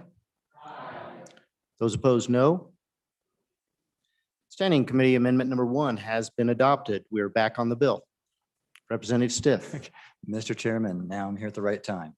All right, just have a question about page 2, lines 16 through 18. We are adding to subsection A of the voyeurism statute the phrase "under the clothing being worn by another person, regardless of whether the person is in a place where the person has a reasonable expectation of privacy." Okay, so current law is in about under the clothing is in subsection B. So current law is a kind of place neutral upskirt law, essentially, right? That's current law. And subsection B in the bill seems to preserve that same idea. Okay. Which is easy enough to understand. On subsection A though, page 2, line 16 through 18, this doesn't require that what the person is looking at be of intimate areas, I don't think. So it doesn't have to be of intimate areas. It doesn't have to be in an enclosed area.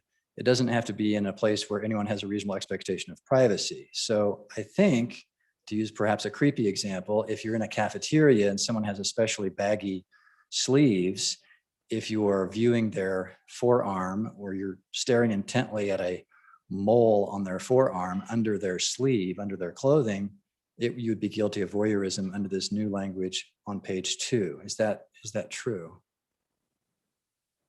Thank you, Representative Stiff. Vice Chair Duncan. Wait. Chairman Olson. And thank you, Mr. Chairman. I'll take that one. So this is always kind of, it's interesting about this statute, and I came real close to attempting to clarify this through our amendment, but we decided to leave it alone. So what's really interesting about when we say voyeurism is we're actually talking about two different things. And I made a reference to that when I said peeping Tom. The voyeurism statute actually contains a misdemeanor and a felony.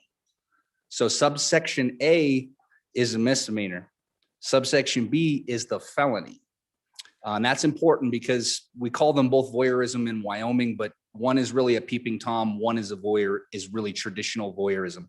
The question from the good appropriator is not dealing with the felony. The question is dealing with the misdemeanor. So those are the elements of the misdemeanor are that you peer onto you're peering at someone.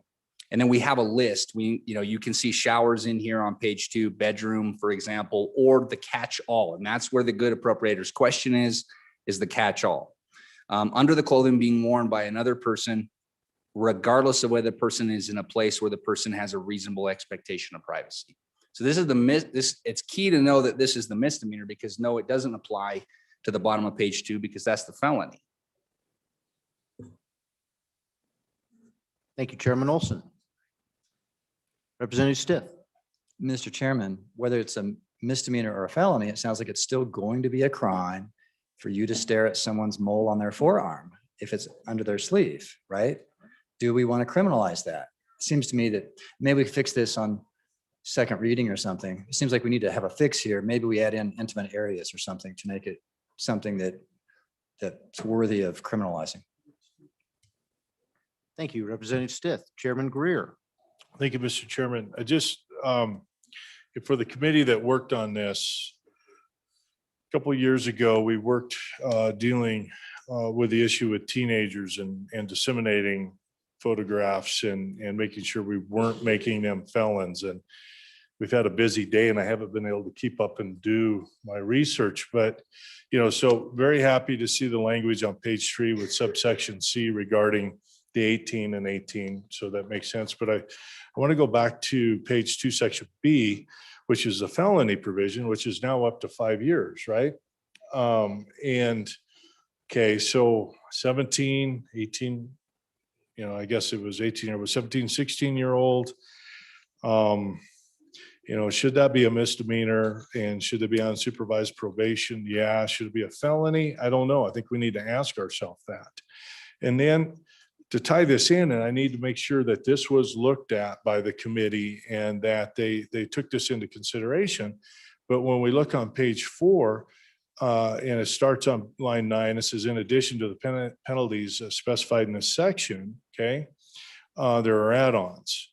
And I, the one in Romanet 1's perfect, I think is great. Romanet 2, though, now we get into, you have another enhancer with the dissemination. And now I know we've got another statute that says if you're under 18, the dissemination is a misdemeanor. I just want to make sure we've got these two things coordinated and we're not overlapping. We don't have conflicting statutes here. And I mean, I agree. This needs to get cleaned up, correctly. But we made a good policy decision about not making our teenagers, for being stupid teenagers in this modern era, felons. So if the committee could answer that for me, I would greatly appreciate it. Thank you, Chairman Greer. Chairman Olson.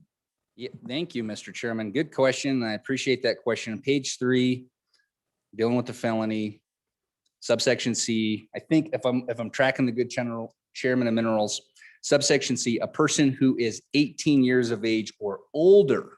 So the enhanced penalty that I spoke about with the 10-year, it would only apply if you're over the age of 18 and you're recording a minor under the age of 18.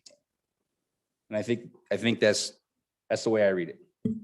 Thank you, Chairman Olson. Chairman Greer. Yeah, thank you, Mr. Chairman. I read that section that way too, but my question was with respect to page 2, section B, the felony. Okay, there's no distinction there. Okay, so that means a 17-year-old, okay, commits this, uses modern technology, which they all have it. Okay, that's a felony. But where I want to make sure is on the prior laws that we passed regarding minors and the dissemination of photographs through these electronic methods, we made a policy decision not to make them felons. And I think that was a great policy decision 2-3 years ago. And so what I want to know is that did the committee specifically with the enhancers on page 4, because we look at the enhancers on page 4E Romanet 2, we're saying if you've committed one of these crimes, okay, that you now get more prison time if you disseminate the photograph. In my mind, that directly conflicts with what we did with respect to, with minors. And I want to just make sure we're not going to take this law and then wipe out that good policy decision, that work that we did before. Thank you, Chairman Greer. Chairman Olson. Yeah, thank you, Mr. Chairman. Okay, so now I'm tracking, although I really think in terms of whether that, we're changing our policy decision or not is a policy decision for this body, but I want to highlight, I don't know that this is that big of an issue for 2 reasons, because I think when you have the minor situation and let's say you have a minor recording a minor, number 1, right? And so number 1, if you look at page 3, about middle of the page, one of the elements of the crime is without the consent of the other person. So let's say it's consensual. So we're not worried about that. If it is consensual and they're 2 minors, they consented to this, whether they disseminate it or not, this statute's not going to apply. In terms of the other legislation that we dealt with, and whether consent's an issue there, that was a different policy consideration, but I want to drive home for the body. I think this is important because if we're worried about innocently capturing, minors doing something dumb, it's not going to happen if at least one of them is consensual. So I think that's important to know. They're not going to get, no 17-year-old kid's going to end up with a 10-year felony if 2 kids were being dumb with a recorder and then they disseminated it. Thank you, Chairman Olson. Any further discussion on the bill? Question being called. All those in favor of Chairman Olson's motion that when the committee of the whole rises to report, it do so with the recommendation that bill number 3087 do pass. All those in favor say aye. Those opposed, no. Senate File 87 has passed the committee of the whole. The next bill for our consideration is Senate File 136. The reading clerk will read the bill. Senate File 136, sponsored by Senator Perkins. Required Public Service Commission considerations, an act relating to public utilities. Mr. Speaker, your committee number 9, Minerals, Business and Economic Development, to whom was referred Senate File 136 engrossed, Required Public Service Commission considerations, respectfully report same back to the House with the recommendation that it do pass with the following amendments. Ayes, Representatives Bear, Burkhart, Duncan, Air, Gray, Greer, Heiner, Sherwood, Western. Representative Greer, Chairman. You've heard the reading of the bill. What is your pleasure, Chairman Greer?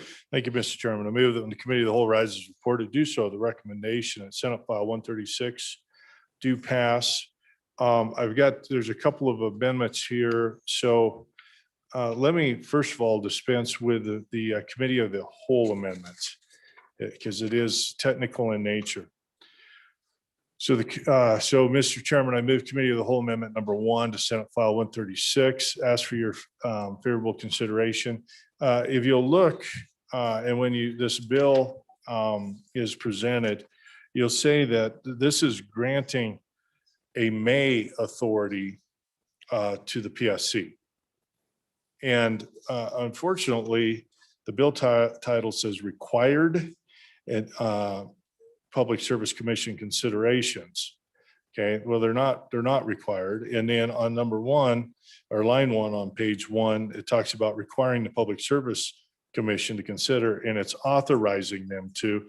This was a correction that was brought to me by our LSO. And so I would ask for an aye vote on that, and then I'll move on with the bill. Thank you, Chairman Greer. Question being called on committee of the whole amendment number 1. All those in favor of aye? Those opposed, no.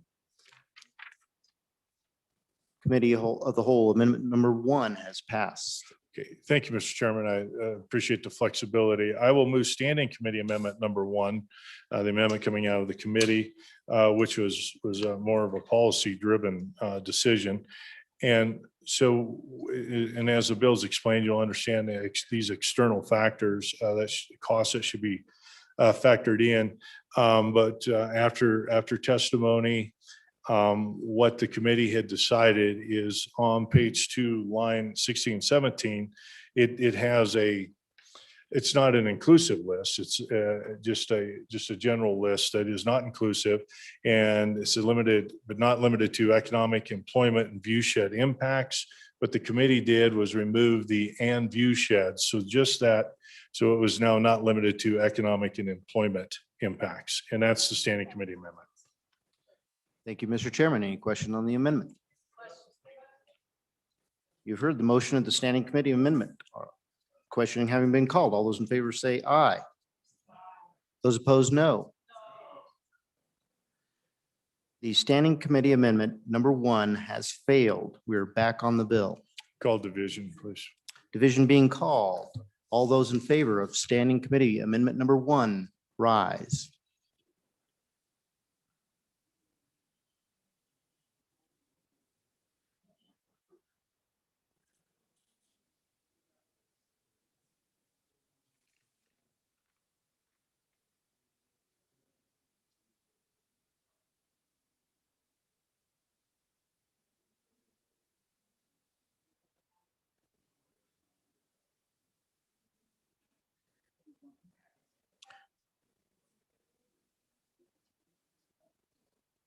All those opposed? Less than 32. Back on the bill. Oh, the amendment has passed and back on the bill.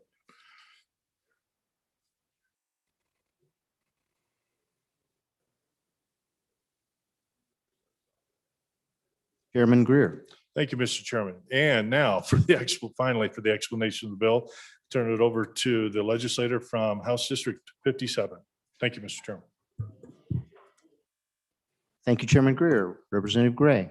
Thank you, Mr. Chairman. So SF 136, was a management audit bill. Well, it's not a management audit bill, but it was a bill that we had a motion on and was drafted, and we didn't have a last meeting to take the final vote as a management audit bill. So a senator there, a member of the other side, former president on the other side, brought the bill as an individual bill. We've seen this proposal from the utility about closing coal-fired power plants, which there's huge consequences for our state to this proposal. And the Public Service Commission is evaluating the effects of these proposals. This bill allows the PSC to consider reliability on our grid and also externalities when evaluating these proposals and for equipment changes. And we've seen what can happen just this last month. We saw what can happen overnight if that reliability goes away. We've also seen that there are tremendous externalities in our communities to these troubling coal-fired power plant closure proposals. So this bill has two approaches to the issue. It requires the PSC to consider reliability in its decision-making process, and then it also requires them to consider cost externalities. So moving through the bill, page 1 is the bill title, and then sort of the wind up. And then on page 2, you've got the follow through, which is this amended language in statute, which is that the commission may, in all matters relating to plans, proposals, or applications for authority to construct or retire major facilities having any immediate or potential effect on rates charged to customers or to recover through rates any cost thereof, consider reliability and cost externalities incurred by the state of Wyoming, including but not limited to economic and employment impacts. That's the bill. Courage and I vote and call for the question if there's no discussion. Thank you. Thank you, Representative Gray. Vice Chair Brown. Thank you, Mr. Chairman. I'm sorry. This is just trying to figure out, like, when we do these types of permissive languages, I always get this question in my head: do we really have to legislate this?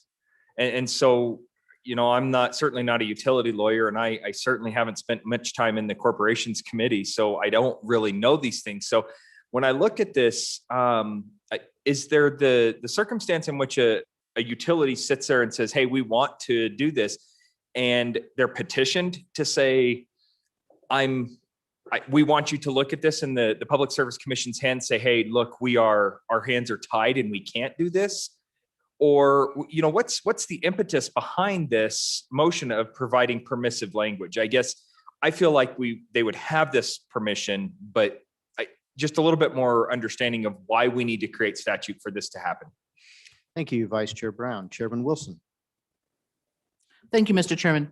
And my question is, I know that a couple of weeks ago, we had a bill somewhat similar, came out of the House and has gone down the other end. And because it's not my area of expertise, I do see that the two bills were in a little bit different sections, you know, the same title. So if I could just get an explanation of how those two bills meshed together. I mean, one I think focused there, I think it had the word coal in it or not, but so I could just understand how the two statutes would fit together.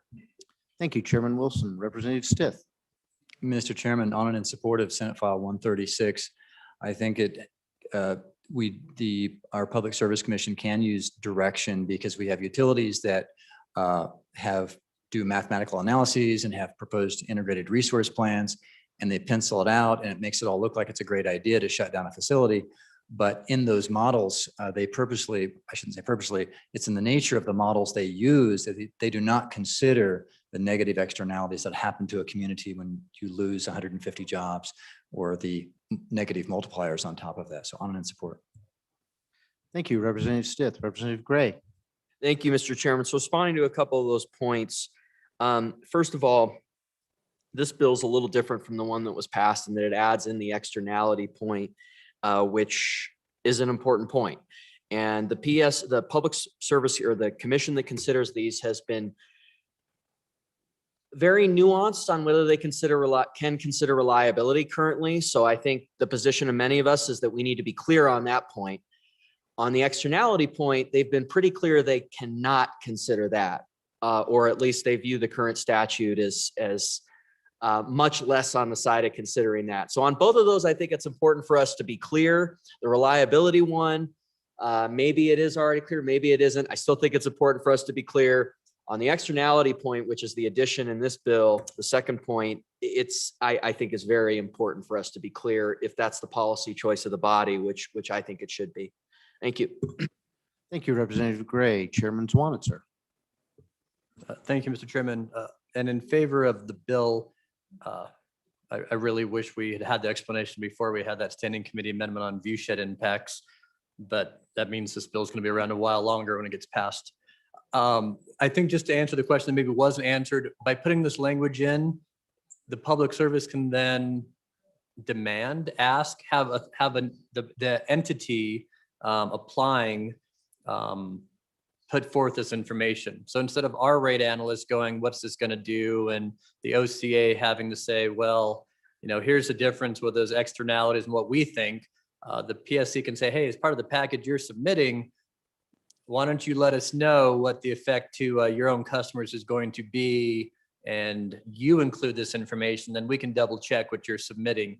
And I think that's when I read this and think about what we're adding, because it's not an astronomical change, but I do think this does allow the PSC and even the OCA in some regards to say, hey, this is kind of the required information, and utility is your putting forth this plan or this idea to, either I would hope construct, but to retire, you need to provide this information on the quantifiable effects. It's not really our job to make our rate analysts double check these things. You provide the information, we'll double check you instead of the way around. Thank you, Chairman Swanitzer. Vice Chair Duncan. Thank you, Mr. Chairman. Just keep in mind, some of the testimony about view shed is, that's very subjective. So some of you farmers and ranchers have maybe some buildings that are out there that are kind of half hanging there. Maybe got some old tractors, some old trucks, and a new out-of-state rancher moves in to, hobby farmer moves in next door, and all of a sudden they don't like your view shed, their view shed. They don't like your tractors piled up out there or your building out there. And so that could become an issue. And then they can make a complaint. We're not talking about just windmills. We're not talking about just solar panels. We're talking about a subjective complaint, a chicken coop. It's not up to code. So view shed is very subjective. And so that was some of the testimony. So that's one of the biggest reasons why we remove view shed, is because of the subjectivity of it, rather than it being very definite and defined and on and for the bill. Thank you, Vice Chair Duncan. Chairman Swanitzer. Thank you, Mr. Chairman. I'm sure glad we're talking about it now after we already removed it, but maybe we can have that discussion on second reading. Thank you, Chairman Swanitzer. Any further discussion on the bill? Question being called. All those in favor of Chairman Greer's motion that when the committee of the whole rises to report, it do so with the recommendation that bill number Senate file 136 do pass. All those in favor say aye. Those opposed, no.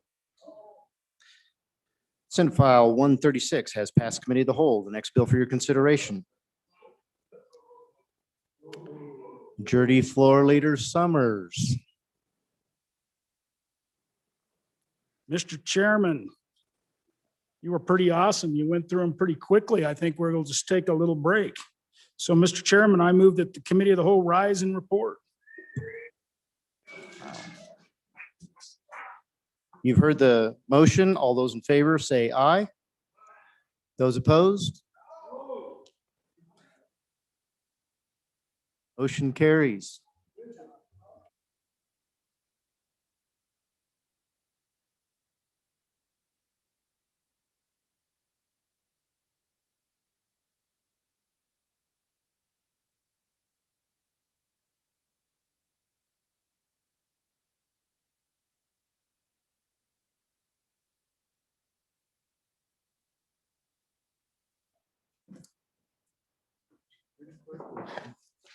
The reading clerk will read the committee of the whole report.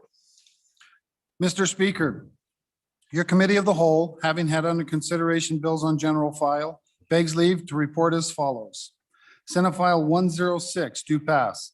Senate File 116 do pass. Senate File 96, do pass amended. Senate File 155, do pass amended. Senate File 108, do pass. Senate File 110, do pass. Senate File 115, do pass. Senate File 109, do pass amended. Senate File 74, do pass. Senate File 107, do pass. Senate File 124, do pass. Senate File 33, do pass amended. Senate File 87, do pass amended. Senate File 136, do pass amended. Representative Bear, Chairman. Mr. Chairman, Mr. Speaker, I move the adoption of the Committee of the Whole report. you've heard the motion. All those in favor say aye. Those opposed, no. Congratulations, Representative Bear.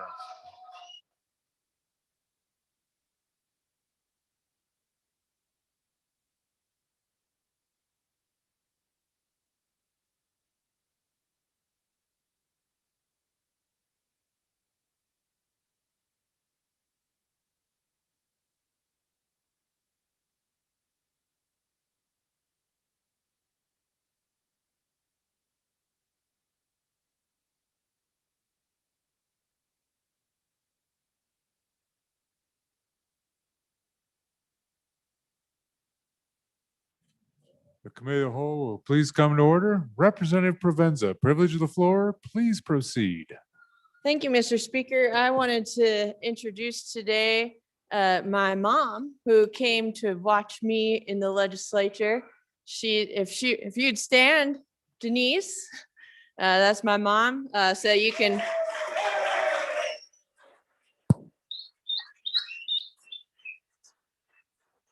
So if you ever need to blame somebody for dealing with me, it's her fault. Well, welcome to the House. We're glad you're here. Messages from the Senate. Message 311, Mr. Speaker, the bill listed below passed the Senate on third reading by the vote indicated. House Bill 14, Rights of Way Along Public Ways Amendments. Ayes 29, excused 1. Sincerely, Ellen Thompson, Senate Chief Clerk. Message 312, Mr. Speaker, the bill listed below passed the Senate on third reading by the vote indicated. House Bill 21, Wyoming National Guard Preference for Education. Ayes 27, noes 2, excused 1. Sincerely, Ellen Thompson, Senate Chief Clerk. Message 313, Mr. Speaker, the bill listed below passed the Senate on third reading by the vote indicated. House Bill 39, Optometrist Practice Acts Amendments. Ayes 26, noes 3, excused 1. Sincerely, Ellen Thompson, Senate Chief Clerk. Message 314, Mr. Speaker, House Bill 52, Wyoming School Protein Enhancement Project. The House bill listed above passed on third reading in an amended form by the vote indicated. Ayes 28, excused 1, conflict 1. Sincerely, Ellen Thompson, Senate Chief Clerk. Message 315, Mr. Speaker, the bill listed below passed the Senate on third reading by the vote indicated. House Bill 76, Uniform Statewide Payment Processing. Ayes 29, excused 1. Sincerely, Ellen Thompson, Senate Chief Clerk. Message 316, Mr. Speaker, the bill listed below passed the Senate on third reading by the vote indicated. House Bill 109, Local Health Officers Education Requirements. Ayes 29, excused 1. Sincerely, Ellen Thompson, Senate Chief Clerk. Message 317, Mr. Speaker, House Bill 122, Hunting and Fishing Access Reliable Funding. The House bill listed above passed on the third reading in an amended form as follows by the vote indicated. Ayes 19, noes 9, excused 1, conflict 1. The Senate respectfully asks the House to concur by adopting the listed amendments. Sincerely, Ellen Thompson, Senate Chief Clerk. Message 318. Mr. Speaker, the bill listed below passed the Senate on third reading by the vote indicated. House Bill 148, fees paid to Secretary of State amendments. Ayes 21, noes 8, excused 1. Sincerely, Ellen Thompson, Senate Chief Clerk. Message 319. Mr. Speaker, the Senate adopted the Committee of the Whole report, failing the bills listed below by the vote indicated. House Bill 193, County Attorneys, Representation of Special Districts. Ayes 2, noes 24, excused 4. This bill has been indefinitely postponed. Sincerely, Ellen Thompson, Senate Chief Clerk. Thank you. Reports from standing committees.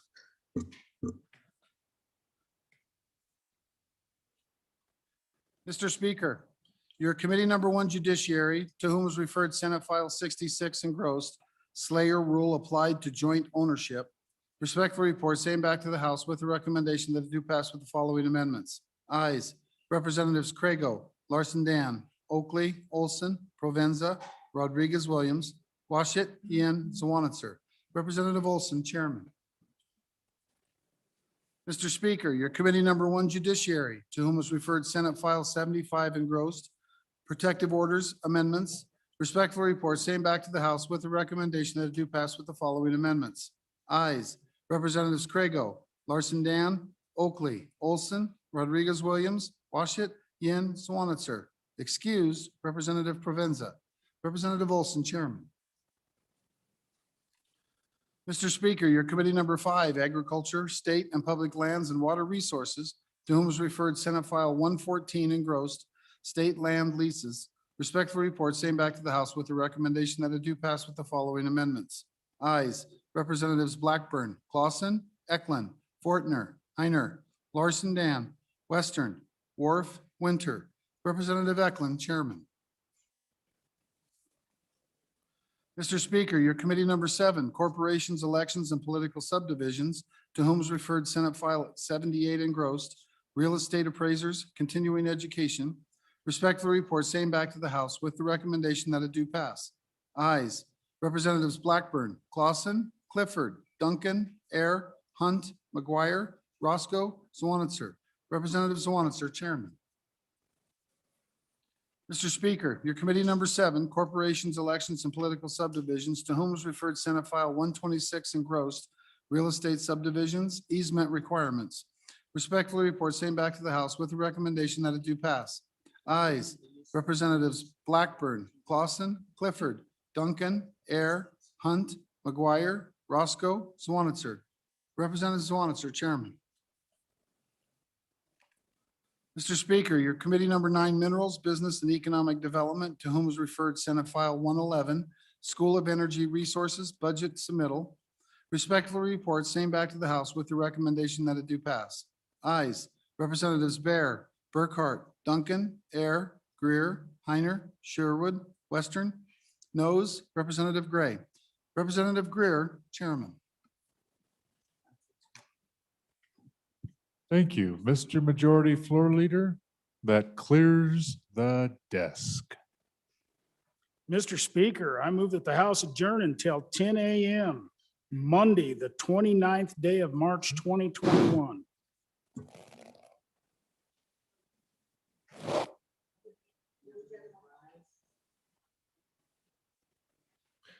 Committee announcements? Any announcements?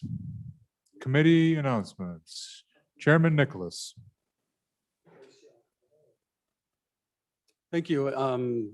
Your House appropriations will meet on adjournment. We'll finish Senate File 118, and on adjournment on Monday, we'll hear Senate File 121. Thank you. Chairman Wilson. Thank you, Mr. Speaker. Your committee number 10, Labor, Health, and Social Services, will meet Monday morning at 8 a.m. in our usual room number 3 with our fellow members from the Senate side to consider interim topics. Chairman Greer. Thank you, Mr. Speaker. Your committee number 9, Minerals, Business, and Economic Development, will meet on Monday, 9 a.m. So 9 a.m., we have one bill, Senate File 141. Thank you. Thank you, Mr. Chairman. Chairman Zwanitzer. Thank you, Mr. Speaker. Your committee number 7, Corporations, will meet Monday upon noon recess in E5 to hear Senate File 76, Broadband Development Program, Senate File 152, Connection of Utility Services, Senate File 142, Prohibition on Private Funds for Conducting Elections, and possibly Senate File 112, Insurance Discount for Accident Prevention.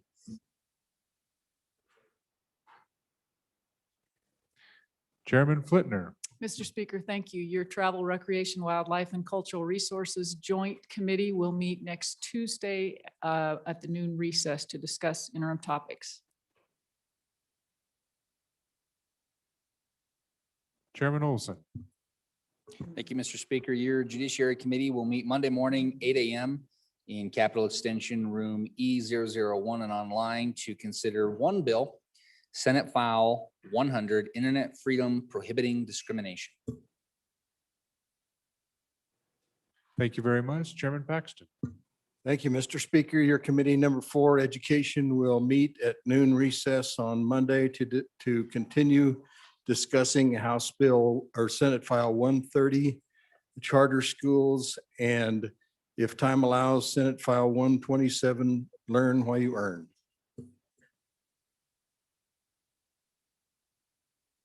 Thank you very much. Any other announcements? Any other announcements? So members, on Monday, we'll have kind of the same order of business as we'll do second reading, third reading, and then we'll do joint conference committees. You had 2 mailed to you today, this afternoon. And then we're going to do explanation of the budget bill and the joint conference committee on the budget bill. So second reading, third reading, joint conference committees, including the budget bill, and then we'll go to a committee of the whole. So Mr. Majority Floor Leader. Mr. Speaker, thank you. So the committee of the whole list for Monday will be Senate Files 148, 117, 83, 89, 102, 122, 114, 78, 75, and 4. Thank you, Mr. Majority Floor Leader and members. As you know, there were 4 conference committees named today. Get with the chief clerk as you want to start. Okay, we've not received the appointments from the Senate yet, so when we get those messages, then you'll be able to schedule with the chief clerk when you want to do those. So further announcements, seeing none. Good work this week, members of the 66th Wyoming House of Representatives.